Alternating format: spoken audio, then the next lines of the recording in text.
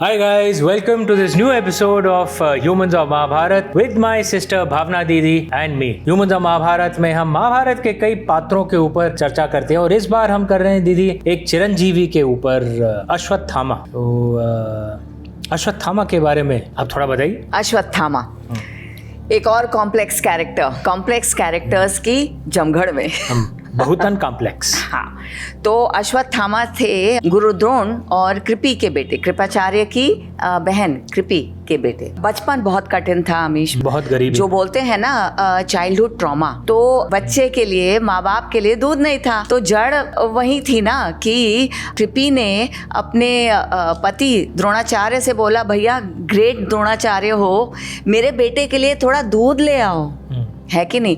अब द्रोणाचार्य का सोचो कि इतने बड़े गुरु हैं, कौरव और पांडव के गुरु, और खुद अपने बच्चे को दूध नहीं पिला सकते। तो बोलते हैं ना कि प्लेंटी में स्कैसिटी। ये बहुत कठिन वो अपने होता है। दोस्त के पास गए थे, वो दोस्त के पास गए कि मेरे बेटे को दूध मिले। वो तो ठीक है, लेकिन जब ये माँ बाप बात कर रहे हैं एक दूसरे से और कृपि अपने पति को बोल रही है कि मेरे बेटे के लिए दूध चाहिए, दूध लाओ, तो अश्वत्थामा, लिटिल अश्वत्थामा ये सब देख रहे हैं ना। हम भूल जाते हैं कि बच्चे हर चीज़ देख रहे होते हैं, सूंघ रहे होते हैं, अब्जॉर्ब कर रहे होते हैं। तो adult should be very careful कि बच्चों के सामने वो कैसे पेश आ रहे हैं, क्या बोल रहे हैं, क्या उनका डिमीनर क्या है, क्योंकि बच्चे पर प्रभाव पड़ता है। और ये होता है चाइल्डहुड ट्रॉमा कि जरा सा बच्चा, माँ बाप टेंशन में है कि उसके लिए दूध नहीं है, इमेजिन उस पर प्रभाव क्या पड़ा होगा। तो शुरुआत से कॉम्प्लेक्स बड़ा हुआ। अच्छा, ये भी सोचा जाए कि द्रोण ब्राह्मण थे, मतलब अश्वत्थामा भी ब्राह्मण थे, लेकिन जी रहे थे क्षत्रिय की जिंदगी, दोनों बाप भी और बेटे भी। Renowned industrialist Mr. Harshvardhan Neotia on the Mahabharata. Ashwatthama was the son of the great teacher Dronacharya, born with a shining gem on his forehead that gave him divine power and protection.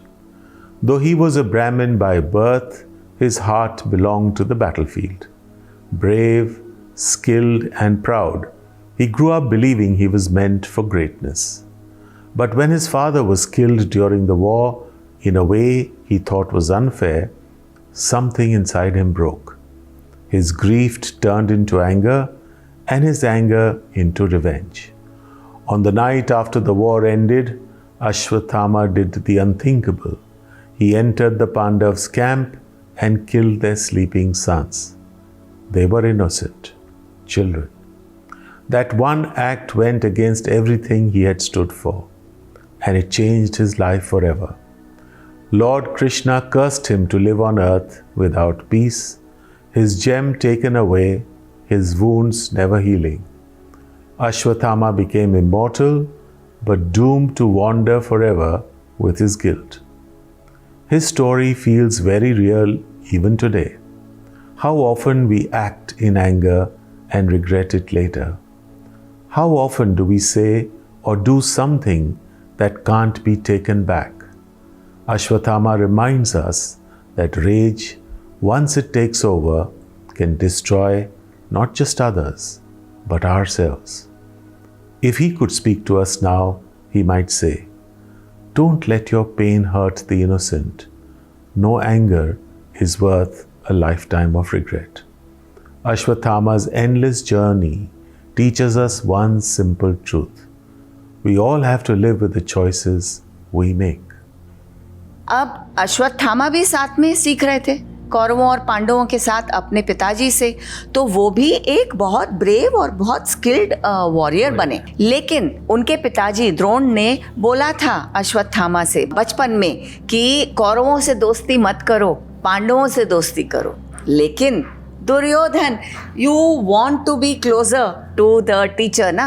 Duryodhan भी ये देखते थे कि ये गुरु द्रोण के favourites तो पांडव हैं, हम नहीं हैं। तो दुर्योधन ने सोचा होगा कि गुरु के बच्चे से दोस्ती कर लें, हाँ, तो हम भी फेवरेट बन जाएंगे। टीचर्स पेट नहीं हो तो टीचर के बच्चे से दोस्ती कर लो। हाँ, तो दुर्योधन ने अश्वत्थामा से दोस्ती कर ली। पिता ने बोला था पांडवों से दोस्ती करो, लेकिन अश्वत्थामा यहाँ बह गए दोस्ती में इस तरफ दोस्त बन गए। मैं कभी कभी ये भी सोचती हूँ कि माँ भी तो देख रही थी, माँ को भी तो एडवाइस देना चाहिए था कि दोस्ती कहाँ कर रहे हो, है ना। और आई थिंक माँ बाप की एक ये भी ड्यूटी होती है, पता नहीं, I don't know if you agree और नॉट, कि अपने बच्चे किस तरह की फ्रेंडशिप्स कर रहे हैं, उनके फ्रेंड्स हैं कौन, जानो उनके फ्रेंड्स को भी, उनके फ्रेंड्स के घर को जानो और गाइड करो। जोर जबरदस्ती तो नहीं चलेगी, लेकिन सटली गाइड करो अपने बच्चों। जोर जबरदस्ती करोगे तो बच्चे तो सुनेंगे नहीं। एग्जैक्टली लेकिन एक बहुत ही बढ़िया टैक्टिक ये होती है कि अपने बच्चों के जो दोस्त होते हैं उनके माँ बाप से आप भी फ्रेंडशिप कर लो, तो थोड़ा कंट्रोल आ जाता है ना, सटल कंट्रोल। मैं भी एक चीज सोच रहा हूँ दीदी कि आजकल ये ऐसा माहौल हो गया है, क्योंकि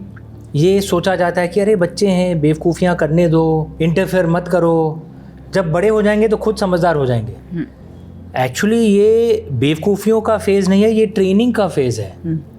तो आप स्कूल यूनिवर्सिटी में क्या कर रहे हो, माँ बाप कैसे पेश आ रहे हैं बच्चों के सामने ताकि चाइल्डहुड ट्रॉमा ना हो, आपके कैसे दोस्त हैं, बच्चे कैसी दोस्तियां हाँ तो और ये सब का प्रभाव पड़ता है। आप यूनिवर्सिटी में जाके कुछ भी बेवकूफ़ी के इसमें आप पड़ गए और माँ बाप सोच रहे हैं अरे बचकाना हरकतें हैं, बड़ा तो हो जाएगा। Actually is learning, it's not कि बचकाना हरकतें कर रहा है, वो सीख रहा है, कैरेक्टर बन रहा है उसका। तो जो बचपन स्कूल कॉलेज यूनिवर्सिटी में जो होता है वो बहुत महत्वपूर्ण है। लेकिन आजकल ऐसा है अरे ये तो यूनिवर्सिटीज़ हैं, स्टूपिड करेंगे, कुछ जाके वायलेंट प्रोटेस्ट भी कर दिया तो क्या हुआ, बचपना है। This is the most important phase. Amish मैं एक चीज़ बोलूँ यहाँ, द्रोणाचार्य और कृपि के ज़माने में it was easier to be parents. आजकल बहुत टफ है यू नो माँ बाप बनना, क्योंकि main villain of the piece actually social media है। तो माँ बाप को और निगरानी रखनी, इंटरफियर मत करो, ओवरसाइट रखो, क्योंकि सोशल मीडिया को हैंडल करना बहुत कठिन है। Social media is the worst friend, Duryodhan friend आपके बच्चों के। लेकिन वापस अगर यहाँ देखें तो महाभारत में कुछ भी क्लियर कट नहीं है। हम ये बोलें कि नहीं गलत फ्रेंडशिप चूज की अश्वत्थामा ने, लेकिन आगे जाके पांडवों ने भी तो गलतियां की। आखिर अश्वत्थामा के पिताजी द्रोणाचार्य को षड्यंत्र से मारा गया। तो सोचो अमीश कि एक जो पुत्र बेटा ये जानता है कि एक हाफ ट्रूथ तो झूठ होता है, एक झूठ के सहारे उनके पिताजी का वध किया गया, और वो झूठ था अश्वत्थामा कि उसके पिताजी को बोला गया कि अश्वत्थामा, ये मिसअंडरस्टैंडिंग क्रिएट की कि अश्वत्थामा मर गया है। ऑफ कोर्स डिसइंजीनियसली भीम ने अश्वत्थामा नामक एक हाथी का वध कर दिया था, और युधिष्ठिर ने अंडर द ब्रेथ बोला Ashwatthama the elephant was killed. Yes, लेकिन ये डिसइंजीनियस था ना। और इमेजिन जो बेटा जानता है कि मेरे पिताजी का वध मुझे मिसयूज करके किया गया, तो गुस्सा तो आएगा ना। लेकिन दीदी देखिए, उसके बाद अश्वत्थामा ने जो काम किया उसके कारण उसे श्राप मिला। शायद जहाँ तक मुझे ज्ञात है पहली बार प्रभु श्री कृष्ण ने किसी को श्राप दिया अंत में। लेकिन अश्वत्थामा ने किया भी ऐसा था ना अमीश, ये सोचो ना कि गुस्सा तो गलत है, लेकिन एंडलेस गुस्सा, क्योंकि ये तो एंडलेस गुस्सा हो गया ना। अंत में हुआ क्या, ये मैं तुम्हें बताती हूँ। तो 18 दिन की वॉर, अब युद्ध खत्म हो गया है, पांडव जीत गए हैं। अच्छा, मिलियंस डाइड, हजारों लाखों मरे, और पांडवों की तरफ ओनली 24,000 सर्वाइव्ड। लेकिन पता कौरवों की तरफ कितने सर्वाइव किए? सिर्फ 3, अश्वत्थामा, कृपाचार्य और कृतवर्मा। 3 यहाँ सर्वाइव किए, वहाँ 24,000। अब मैं ये सीन तुम्हें बताती हूँ कि 18th डे है, दुर्योधन मर रहे हैं एक लेक के पास, पानी के पास, और ये 3 अश्वत्थामा, कृपाचार्य और कृतवर्मा, ये 3 बैठे हैं, फीलिंग रियली एंग्री। अच्छा, यहाँ पांडवों के कैंप से सेलिब्रेशंस की आवाज आ रही है कि युद्ध तो उनने जीत लिया, और यहाँ अश्वत्थामा को स्पेशली आग बबला होता जा रहा है वो। तो अश्वत्थामा बोलता है नॉट सो सून, क्योंकि वॉर खत्म नहीं हुई है। ओके, क्यों? क्योंकि मैं जिंदा हूँ। ओके, प्रतिशोध मैं लूंगा। हाँ, प्रतिशोध मैं लूंगा। तो दुर्योधन यहाँ मर रहे हैं, अश्वत्थामा बोलता है आपकी आर्मी का नया कमांडर मुझे बनाओ आप। तो दुर्योधन ऐसे देखता है 3 लोग यहाँ बैठे हैं, दुर्योधन मर रहा है, डन, बन जाओ 3 लोगों के कमांडर। अब कृपाचार्य पूछते हैं क्या करोगे भाई, हम 3 हैं। तो यहाँ अश्वत्थामा एक पेड़ की तरफ उनकी नजर जाती है और वहां पेड़ पे वो देखते हैं कि एक उल्लू ने सोते हुए कौओं को मार डाला, मैं ये करूंगा। कृपाचार्य ने देखा अश्वत्थामा के दिमाग में क्या विचार आए हैं। कृपाचार्य ने बोला ये अधर्म होगा, जो सो रहे हैं उनको नहीं मारना, उन्हें मारना। तो अश्वत्थामा हंसता है बिटरली, अधर्म, कितना अधर्म हुआ है इस युद्ध में, मेरे पिताजी को अधर्मिक तरीके से मारा गया। खड़ा हो जाता है वो तलवार लेके। कृपाचार्य और कृतवर्मा सपोर्ट देते हैं कि हम गार्ड्स बनेंगे। अश्वत्थामा सो रहे थे ना सब रात को, एक के बाद एक टेंट्स में घुसता है, सबको मार डालता है। धृष्टद्युम्न, शिखंडी, सारे के सारे सबको मार डालता है। फिर एक टेंट में जाता है जहाँ 5 लोग सो रहे थे। अश्वत्थामा समझता है ये पांडव हैं, 5 को मार डालता है, सारे के सारे मर गए। दूसरे दिन गिद्ध और कौए सर्कल कर रहे हैं, क्योंकि वो जो 24,000 थे अब सिर्फ 7 बचे। 5 पांडव, श्री कृष्ण और सत्यकी। तो वो 5 कौन थे जिन्हें अश्वत्थामा ने 5 पांडव समझ के मार डाला? वो 5 पांडवों के बेटे, द्रौपदी के 5 बेटे अश्वत्थामा ने मार डाला। मातम मच गया ऑब्वियसली, रात को तो सेलिब्रेशन था, सुबह मातम मच गया। श्री कृष्ण ने अश्वत्थामा को बुलाया। इन रिप्लाई अश्वत्थामा ने ब्रह्मास्त्र फेंक दिया। यहाँ अर्जुन ने इन रिप्लाई ब्रह्मास्त्र फेंक दिया। अनर्थ। श्री कृष्ण ने बोला पूरा ब्रह्मांड सब समाप्त हो जाता, सबके सब मर जाते। और वो डिस्क्रिप्शन भी दिया गया है हाँ। कि क्या होता ब्रह्मास्त्र के कारण। हाँ। तो श्री कृष्ण ने बोला वापस बुलाओ दोनों को। अर्जुन ने तो सुन लिया, वापस बुला लिया। तो अश्वत्थामा को वापस बुलाना आता नहीं था, शायद अश्वत्थामा वापस बुलाना चाहते भी नहीं थे, है कि नहीं। और वो ब्रह्मास्त्र अश्वत्थामा ने बोला कि सारी जो औरतें हैं, प्रेग्नेंट औरतें, वो सब उनका नाश हो जाएगा। ओके, उनके और बच्चों का, उनके बच्चों का, प्रेग्नेंट औरतें, जेनोसाइड, नस्ल खुशी। जो नस्ल खुशी जो नहीं जानते, मैं बताता हूँ, एक फारसी शब्द है जो खुदकुशी इज सुसाइड, नस्ल खुशी इज जेनोसाइड। वो हिंदू कुश माउंटेन जो है, हिंदू साइड, जहाँ हिंदू बहुत बड़ी तादाद में, हाँ, नाश किया जाए, क्योंकि जो स्लेव ट्रेड जो होता था वहाँ पे, तो नस्ल कुशी मीन्स जेनोसाइड। हिंदू कुश नाम कैसे हमारी ज्योग्राफी बुक्स में कैसे ये नाम है हिंदू कुश? हाँ, क्योंकि एक्चुअली ये आई थिंक इब्न बटूटा ने अपने इसमें लिखा था कि वहाँ पे इतने हिंदू स्लेव्स ले जाकर, तुर्की जो रूलर्स जो थे, हिंदूज इतने स्लेव ले जाते थे, वहाँ पे इतनी तादाद में मरते थे तो वो हिंदू कुश नाम बन गया। बेसिकली कुश, नॉट खुश, खुश is happy, Kush means death. तो हिंदू कुश मतलब जहाँ पे हिंदू मरते हैं। नस्ल कुश मतलब जेनोसाइड, पूरी नस्ल ही कुश हो जाए, मर जाए। और अश्वत्थामा वही कर रहा था, और वो चाहते थे कि पूरी नस्ल ही समाप्त हो जाए। लेकिन श्री कृष्ण ने क्या किया, क्योंकि अभिमन्यु की जो बीवी थी उत्तरा, वो प्रेग्नेंट थी और पूरा सर्वनाश हो जाता ना, तो श्री कृष्ण ने प्रेग्नेंट उत्तरी को बचाया और उनने ब्रह्मास्त्र अपने शरीर में लिया और डिसिपेट कर डाला। तो उत्तरी को पैदा हुए बाद में परीक्षित, और आगे बढ़ी कहानी। लेकिन इससे श्री कृष्ण को फिर गुस्सा आया कि जेनोसाइड तो नहीं होना चाहिए। तो you are right, Ashwatthama is the only person that Shri Krishna cursed. और कर्स भी क्योंकि अश्वत्थामा ने गुस्से में कार्य ऐसा किया था कि कर्स इज जस्टिफाइड। आप जेनोसाइड अटेम्प्ट कर रहे हो, आप बच्चों को मार रहे हो। हाँ। एटलीस्ट हमारी प्रथा में इसे सबसे बड़े पापों में से you are destroying a lineage. हाँ, you are destroying a lineage, ये नहीं कर सकते हो आप। और प्रभु श्री कृष्ण उन्होंने कर्स किया। लेकिन श्राप मैं बताती हूँ अमीश, मैं तो लोक कथाओं की वोटर ही हूँ, और लोक कथाएं नहीं, हमारे पुराणों की भी कथाएं आप हमेशा क्रिटिकल एडिशन करते रहते हैं महाभारत की। लेकिन आपको मालूम है कि क्रिटिकल एडिशन महाभारत में अश्वत्थामा चिरंजीवी नहीं थे। ये मालूम है आपको कि श्री कृष्ण का श्राप क्या था कि अश्वत्थामा तुम 3000 साल जियोगे, चिरंजीवी नहीं, 3000 साल जियोगे, ओके, और उन 3000 सालों में your body will be covered with wounds, पस, घाव, बॉयल्स, और तुम सफ़र करते रहोगे। तुमने ये जो किया, मणि भी निकाल दिया गया कि 3000 साल तुम जियोगे। तो ये चिरंजीवी ये आया कहाँ से? और ये 7 चिरंजीवी हैं कि 8 चिरंजीवी हैं? हाँ, ये हरदम ये एक कन्फ्यूजन रहता है, क्योंकि कई पुराणों में ये लिखा गया है, जिस तरह लिस्टिंग की गई है वो कहते हैं कि 7 चिरंजीवी नाम तो हैं। Ashwatthama of course the first, then Hanuman ji, Parshuram ji, Kripacharya, Vibhishan, Vyas और महाबली।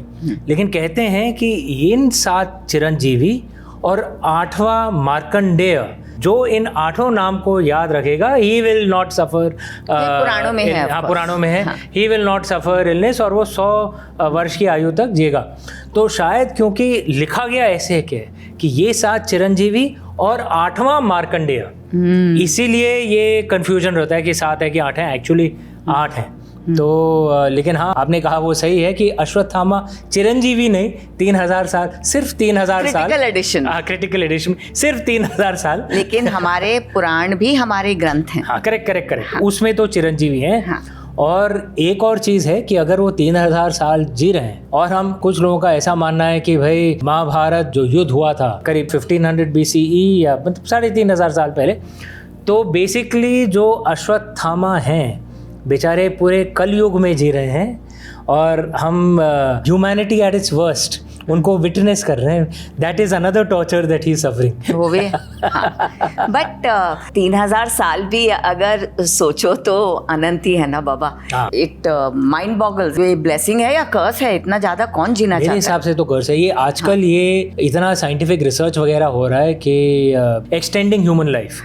और मेरा मानना ये है कि, और शायद ये इतना कीमती होगा कि अमीर लोग ही कर पाएंगे, आम जनता तो नहीं कर पाएगी। लेकिन कीमती वो होती है जो चीज कैश होती है। हाँ, तो जिंदगी भी फिर। और मेरे हिसाब से देखिए, आपकी जिंदगी क्या है? लाइफ इज नॉट जस्ट कि आप जीते रहे, लाइफ ये भी है कि आपके इर्द गिर्द कौन है, आपके परिवार, आपके मित्र, जो समय में आप जी रहे हैं, लव्ड वंस। अगर आप अकेले ही जी रहे हैं तो क्या फायदा? ये जिंदगी भी कोई जिंदगी है, और गिल्ट के साथ। हाँ, तो और गिल्ट तो सबको होता है, सबने कुछ ना कुछ गलत किया है। शायद मृत्यु को गले लगा के अगला जन्म ले लेना चाहिए। मतलब एक अनंत काल तक कोई जीता रहे। Endless living is not a blessing. It's not a blessing, it's a curse. Yeah, it's a curse. At least if you're a human being. अगर आप अपने देवत्व को प्राप्त कर लिया है, you are mature enough to understand living forever. लेकिन हाँ, ये तो अलग कहानी है। अच्छा, ये भी है कि एक सिम्बॉलिकली अगर लिया जाए कि ही lived for such a long time, तो ऐसा होता है ना कि कुछ जो फ्यूड्स होते हैं वो बहुत लंबा चलते हैं ना। एक्चुअली अश्वत्थामा से शायद हम ये भी सीख सकते हैं कि आरोप प्रत्यारोप, शोध प्रतिशोध, ये चलता ही जा रहा है। क्योंकि अश्वत्थामा ने ऐसा क्यों कहा कि उन्होंने अधर्म किया था पांडवों ने, इसलिए अभी मैं भी अधर्म करूंगा। लेकिन उसके पहले तो पांडवों ने कहा था कि हमारे साथ अधर्म हुआ इसीलिए हम लोग मार रहे हैं। उसके पहले दुर्योधन कह रहा था यार मेरे साथ गलत हुआ इसलिए मैं, चिकन एंड एग चलता ही जा रहा है। ये समाप्त कब होगा? और महाभारत की क्रिटिकल एडिशन में आप देखें तो जो अंत में जो जन्मजय और सर्पेंट्स के बीच जो हो रहा था, वो भी तो प्रतिशोध ही हो रहा था बार बार। क्योंकि खांडव में मेनी सर्पेंट्स हैड डाइड, और फिर उन्होंने प्रतिशोध लिया जन्मजय के एंसेस्टर से, जो जन्मजय प्रतिशोध ले रहा था ऑन द सर्पेंट्स। चलता ही चला जा रहा है। आजकल भी आप देखेंगे जैसे इजराइल गजा की जो लड़ाई चलती चली जा रही है, किसी को तो रोकना पड़ेगा, नहीं तो हजारों साल से चल रही है अमीश। हाँ, ये लड़ाई। और विचित्र बात ये है कि जेनेटिक स्टडीज बताते हैं कि जो पैलेस्टीनियंस और जूस जो हैं, इजराइलाइट्स, दोनों एक ही जेनेटिक ग्रुप के हैं। हाँ, यहाँ थोड़ा सा अरब ब्लड भी है, लेकिन केनानाइट्स जूश, और बाइबल भी बोलती है कि और जूश में थोड़ा सा यूरोपियन ब्लड, बिब्लिकल टाइम्स में जूस रहते थे, और अश्केनाजी जूस में थोड़ा यूरोपियन ब्लड मिल गया है। लेकिन ऐसा नहीं है 1948 में इजराइल बना, बाइबल में भी इजराइल है। और ये कब तक चलता रहेगा? कब तक चलता रहे? मैं बोलूँ कब तक चलेगा? मुझे लगता है पीस उस दिन आएगा जब इजरायलीज पैलेस्टीनियंस का दर्द समझेंगे और पैलेस्टीनियंस इजरायलीज का दर्द समझेंगे। Understand the others point of view. आप इतिहास में जाएंगे तो कभी ना कभी दोनों ने अधर्म किया है। हाँ, अन्याय दोनों के साथ हुआ है। अन्याय दोनों के साथ हुआ है, तो समाप्त तो तभी होगा जैसे श्री कृष्ण ने कहा अभी बंद करो, अभी हो गया, नहीं तो ये चलता रहेगा। लेकिन उसका भी एक वक्त होता है, उसका भी एक हमें श्री कृष्ण ने पहले चैनलाइज करने दिया, क्योंकि बहुत पहले बोलते तो पीस नहीं आता। एक वक्त होता है जब सारी की सारी ये जो नफरत है ये पूरी स्पेंट हो जाती है, तो फिर वो वक्त होता है कि कोई बोले कि एक दूसरे के पॉइंट ऑफ व्यू को समझो। और जैसे यूरोप में सेकेंड वर्ल्ड वॉर के बाद हुआ, और एटलीस्ट 2-3 जनरेशंस के लिए तो सुलह हुई, शांति हुई। होपफुली उतना बुरा युद्ध नहीं होगा। और एंडलेस एंगर जो है ये बहुत बहुत बहुत डेंजरस होता है। अगर अश्वत्थामा से हम एक चीज सीख सकते हैं, ये एंडलेस एंगर कि फिर ये कभी समाप्त नहीं होगा, समाप्त नहीं होगा। जिंदगी बर्बाद हो जाएगी, हजारों साल चलता रहेगा। करेक्ट। लेकिन एक चीजों के अंत में मैं एक चीज और बोलना चाहती हूँ, क्योंकि मैं और मेरी लोक कथाएं and you must have the last word, आप दीदी हैं। तो तुम्हें पता है कि ये असीरगढ़ फोर्ट जो है एमपी मध्य प्रदेश में, हाँ मध्य प्रदेश में, वहाँ बोला जाता है कि अश्वत्थामा वहाँ मंडराते हैं। क्या बात कर? हाँ अच्छा, घोस्ट नहीं है क्योंकि वो तो जिंदा है ना भाई। हाँ, और बोलते हैं जब हवा बहुत तेज चलती है, बहुत ही तेज चलती है, तो ये अश्वत्थामा की कराहती हुई एक एक आवाज है, पेनफुल आवाज। और असीरगढ़ फोर्ट में अश्वत्थामा वहाँ रहते हैं। चलिए वहाँ जाना चाहिए फिर। हाँ, असीरगढ़ फोर्ट का जो लोकेशन है हम YouTube डिस्क्रिप्शन में भेज देंगे। कोई अगर वहाँ पे जाए, अगर कोई गया है तो वो भी आप कमेंट डाल दीजिए कि कैसा था वहाँ पे। अश्वत्थामा अपेरेंटली वहाँ पे है। Great place to end this episode दीदी। एंड होपफुली हम अश्वत्थामा से ये तो सीख सकते हैं कि अगर बहुत अति हो जाए तो गुस्सा थूक दो, जब लड़ना है तब लड़ना है, लेकिन हाँ आजीवन ही लड़ते रहें तो फिर भी जिंदगी भी कोई जिंदगी है, और दूसरे का पॉइंट ऑफ व्यू समझने की कोशिश तो करो। चलिए यहीं पे समाप्त करते हैं इस एपिसोड को। आशा है आपको ह्यूमंस ऑफ महाभारत का ये एपिसोड पसंद आया, और अगर पसंद आया तो नीचे जो लाइक और सब्सक्राइब बटन है उसे जरूर दबाइए, ताकि जब अगला एपिसोड आए आपको नोटिफिकेशन मिले। तब तक भावना दीदी और मुझे आज्ञा दीजिए। बहुत बहुत नमस्कार। Thank you.